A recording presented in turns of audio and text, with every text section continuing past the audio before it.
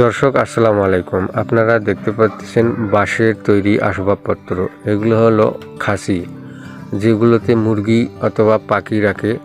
আমি ভিডিও করতেছি দেখে চাচা খুশি, চাচা হাসি দিচ্ছে। চাচার বাসা হলো নীলফামারী জেলার নেকবক্ত ইউনিয়নে।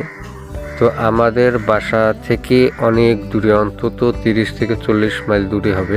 সেখান থেকে চাচা আসছে এগুলা বিক্রি করতে। তো সচরাচর এগুলো জিনিস পাওয়া যায় না গ্রামে, হাটেই পাওয়া যায়। ধান ঝাড়ার, চাউল ঝাড়ার জন্য কুলা, ডালি, যেগুলো আমাদের প্রতিদিনের নিত্য প্রয়োজনীয় জিনিস। বাঁশ দিয়ে কি সুন্দর সুন্দর জিনিস তৈরি করা হয়। চাচা এখন চলে যাচ্ছে বৃদ্ধাবাসে অনেকগুলো জিনিস নিয়ে। চাচার সামনে যে বলতেছি বাবা দেখি কেমন হলো, তাকে চাচাকে আবার আমি ভিডিওটা দেখালাম।